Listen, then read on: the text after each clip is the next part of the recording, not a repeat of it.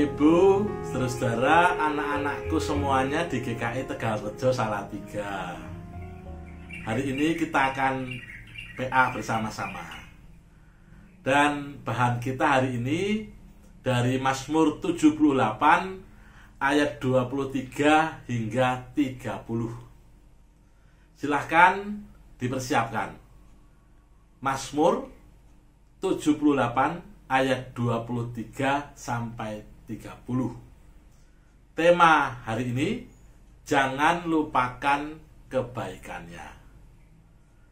Ya, saya akan membacakan untuk kita semua ayat yang akan menjadi bahan pemahaman Alkitab. Maka ia memerintahkan awan-awan dari atas, membuka pintu-pintu langit, menurunkan kepada mereka hujan mana untuk dimakan, dan memberikan kepada mereka gandum dari langit. Setiap orang telah makan roti malaikat. Ia mengirimkan perbekalan kepada mereka berlimpah-limpah. Ia telah mengembuskan angin timur di langit dan menggiring angin selatan dengan kekuatannya. Ia menurunkan kepada mereka hujan daging seperti debu banyaknya, dan hujan burung-burung bersayap seperti pasir laut. Ia menjatuhkannya ke tangan perkemahan mereka sekeliling tempat kediaman itu. Mereka makan dan menjadi sangat kenyang. Ia memberikan kepada mereka apa yang mereka inginkan. Mereka belum merasa puas, sedang makanan masih ada di mulut mereka. Saudara, itulah bacaan kita hari ini. Dan sebelum kita melanjutkan bahasan, saya mengajak kita berdoa. Mari kita menyatu dalam doa. Tuhan, bimbinglah kami dalam merenungkan sabda-Mu, supaya melalui permenungan ini kami mendapatkan pemahaman yang jelas, sekaligus dapat menghayatinya dan mewujudkan kehendak Tuhan dalam hidup kami. Terima kasih ya Tuhan. Amin. Terus saudaraku, pasti pepatah ini sering kita dengar. Diwenehi ati malah ngrogoh rempelo. Nah, pasti pepatah itu sering kita dengar. Kalau Melbourne mungkin jarang mendengar ya. Melbourne, Esther jarang mendengar. Tapi yang lain-lain, oh ya, Bu Adelina juga mungkin jarang mendengar. Amang, bagaimana Amang? Mungkin juga belum pernah mendengar ya. Maka saya menyampaikan pepatah dalam bahasa Jawa. Diwenehi ati malah ngrogoh rempelo. Kalau diterjemahkan dalam bahasa Indonesia, artinya diberi hati mengambil rempela. Secara kasar, kalau dalam bahasa Indonesia, pepatah ini sering disebut begini: dikasih hati malah minta jantung. Sudah dikasih hati masih kurang, minta jantung. Arti dari pepatah ini adalah orang yang tidak tahu berterima kasih. Ngelunjak, itu ya, kita seringkali mendengar kata ngelunjak. Sudah mendapatkan sesuatu yang banyak, diberi sesuatu yang mencukupkan dirinya, masih kurang, dan kurang. Nah saudaraku, pepatah ini kalau dikaitkan dengan bacaan yang tadi sudah kita baca dari Mazmur 78 ayat 23 hingga 30 cocok. Itulah kehidupan Israel. Dan bisa jadi hal seperti itu ada dalam hidup kita. Bisa jadi kita tanpa sadar menjadi orang-orang yang kurang tahu berterima kasih. Menjadi orang yang melupakan kebaikan dan menganggap bahwa kebaikan itu tidak ada dalam hidup kita. Apa jadinya kalau hidup ini dipenuhi dengan perasaan seperti itu? Perasaan tidak tahu berterima kasih. Perasaan tidak pernah merasa cukup. Kita akan merenungkan, menggumulkan bersama-sama. Saudara, Mazmur 78 ini mengajak kita untuk mawas diri.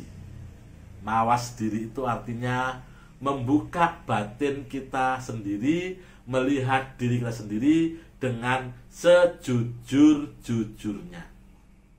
Jadi bacaan ini untuk kita renungkan, bukan untuk menghakimi orang lain.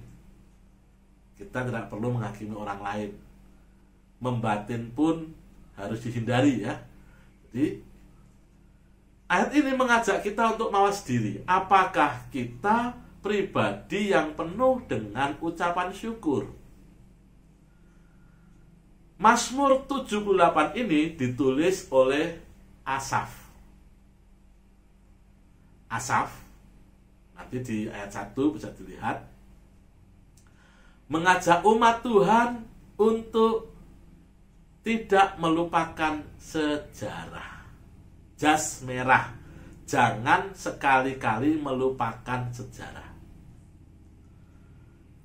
Di sisi lain, ia juga mengingatkan ketika kita mengingat-ingat sejarah, di situ kita juga harus menghindarkan diri mengkultuskan tokoh-tokoh tertentu, bahwa mereka berperan dalam hidup kita, ya, dan kita berterima kasih pada mereka, ya.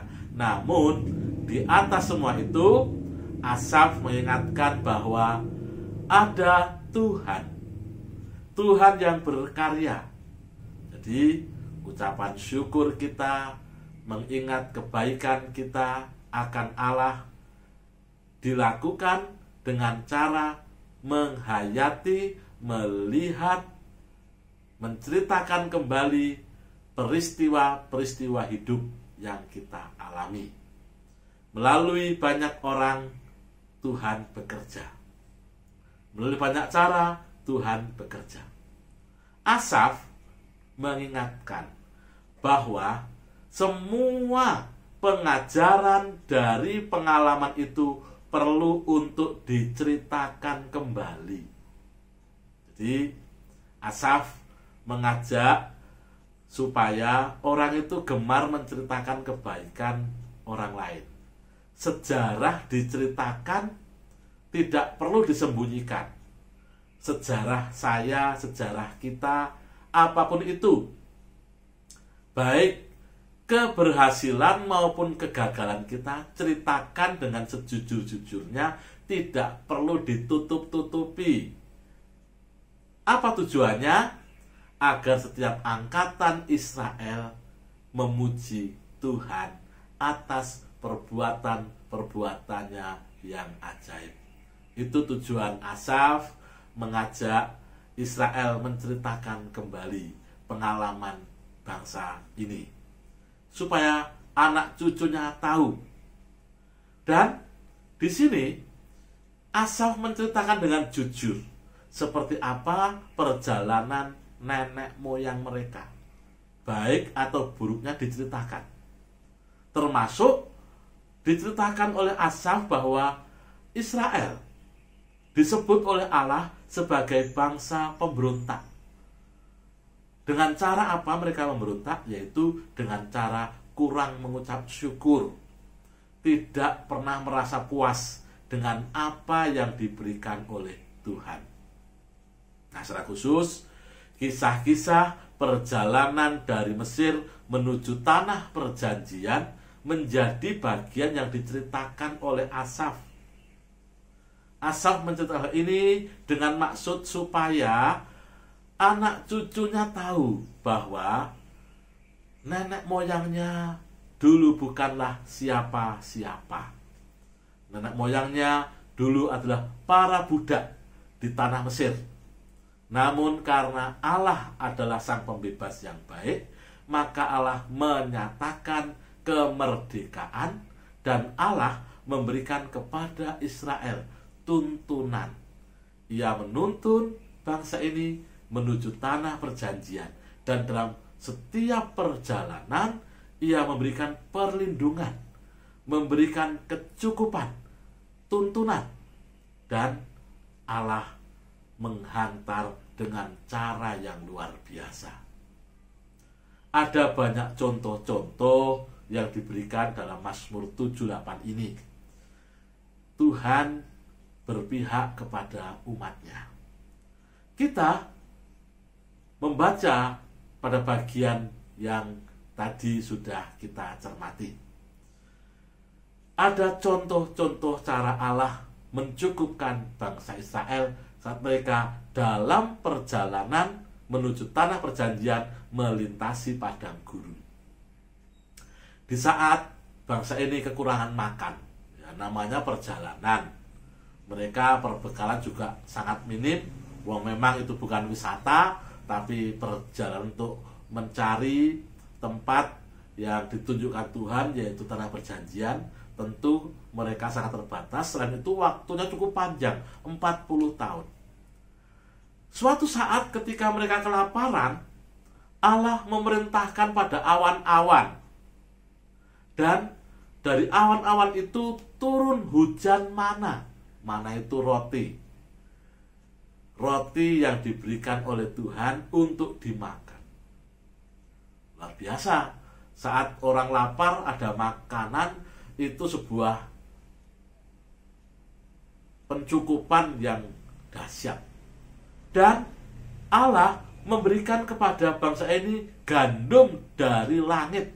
Gandum untuk makan. Karena makanan pokok mereka gandum. Kalau di sini mungkin ya telo, beras ya. Tapi karena di Israel ya gandum. Gandum untuk dimakan. Artinya Tuhan memberi kecukupan. Dikatakan setiap orang telah makan roti malaikat. Roti mana itu disebut sebagai roti malaikat. Ya, dan ia mengirimkan perbekalan berlimpah-limpah.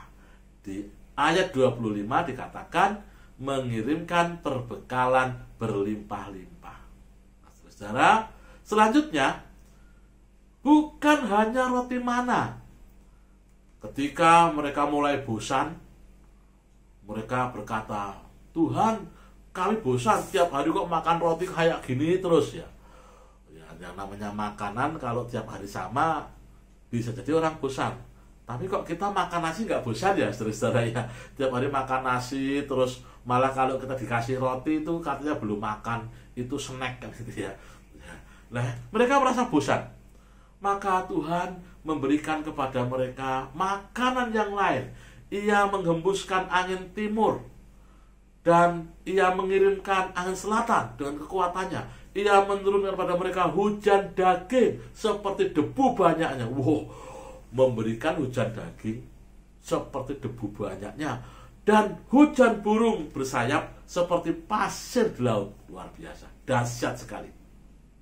Dan ia menjatuhkannya di dekat perkemahan mereka. Lah, saudara, luar biasa. Menjatuhkan di dekat perkemahan mereka. Diberi makanan luar biasa di dekat mereka. Kurangnya apa gitu ya. Tidak perlu menanam, sudah mendapat makanan. Tidak perlu memburu, tidak perlu berburu, didatangkan binatang untuk dimakan, daging untuk dimakan, dan mereka makan sampai kenyang. Dikatakan lagi ayat 29, Ia memberikan kepada mereka yang mereka inginkan. Jadi Tuhan memberikan yang diinginkan. Tuhan kreatif sekali dalam mencukupkan bangsa ini. Apakah mereka puas? Tidak. Asaf mengatakan pada ayat 30, mereka belum merasa puas sedang makanan masih ada di mulut mereka. Masih makan saja, mereka tidak puas, belum puas. Masih makan, mereka menggerutu. Susah mengucap syukur. Itulah perjalanan bangsa Israel yang diceritakan dengan jujur oleh Asaf.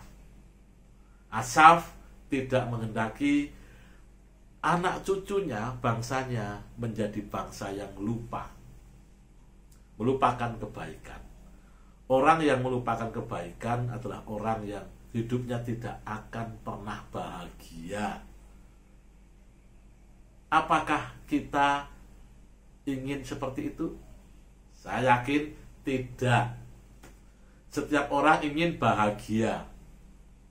Maka belajar dari pengalaman Israel ini, kita diajarkan untuk menjadi orang-orang yang berbahagia dengan cara apa? Yang pertama, mawas diri atau eling. Israel dulunya budak. Mereka dijadikan orang merdeka. Mereka dulu tidak punya apa-apa, namun diberi Tuhan oleh tanah perjanjian. Di sini kita diingatkan, dalam hidup kita ada banyak hal yang dulu tidak ada pada kita dan Allah berikan. Bersyukurlah. Syukuri apa yang ada saat ini. Bersyukurlah, karena melalui banyak cara Allah menolong kita. Mari coba kita ingat-ingat siapa-siapa saja yang berperan dalam hidup kita. Sekecil-kecilnya itu, mungkin dulu ada orang memberikan pada kita segelas air putih saat kita kehausan. Ingatlah itu dan syukuri itu. Itu yang pertama, mawas diri. Yang kedua, rendah hati. Rendah hati ditunjukkan dengan sikap hidup penuh hormat, bukan ngelunjak. Israel itu ngelunjaknya minta ampun. Mereka diberi oleh Tuhan banyak hal, namun ketika mereka mendapatkan, mereka melupakan Tuhan, bahkan menggantikan Tuhan. Itu kan ngelunjak ya. Jadi rendah hati, dan rendah hati itu dikaitkan dengan eling, dengan mawas diri. Siapakah saya? Saya bukan siapa-siapa. Kalau sekarang hidup saya seperti ini, Allah pasti punya rancangan atas hidup kita. Yang ketiga, hindarkan diri dari sifat egois. Israel kerap mengedepankan egonya. Akibatnya, tidak pernah merasa puas. Pribadi-pribadi yang egois sulit menjadi puas karena dirinya memikirkan dirinya, berfokus pada hidupnya sendiri. Dan karena tidak puas, maka biasanya pribadi-pribadi egois itu akan cenderung mencari-cari kesalahan, kekurangan orang lain untuk dijadikan objek dari pemuasan batinnya. Namun apakah itu membuat puas? Juga tidak. Hindari sifat egois itu. Yang keempat, hidup di dunia ini sementara. Seperti Israel yang berjalan melewati padang gurun dan mereka harus memasang serta membongkar tendanya. Itulah kesementaraan. Maka hindari untuk menimbun semua, menyimpan semua. Semua akan ditinggalkan. Menimbun, mengambil semua, dilakukan karena kita khawatir, kita cemas. Di sini kita belajar juga dari pengalaman Israel ketika mereka menimbun roti mana. Apa yang terjadi? Roti itu busuk. Hidup ini sementara, maka ingatlah setiap hal yang baik dari Allah. Hidup ini sementara, maka hindari untuk menjadi cemas dan khawatir akan hidup yang kita jalani.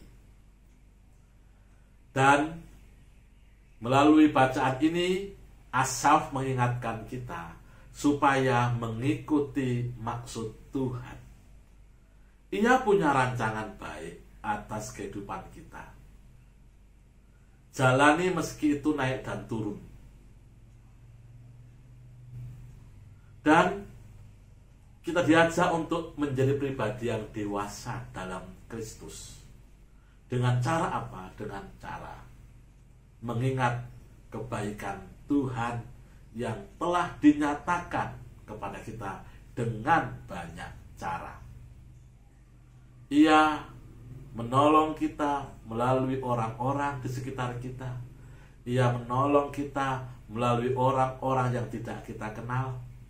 Ia menolong kita melalui pribadi-pribadi yang memikirkan kita melalui alam semesta dan banyak cara yang lain.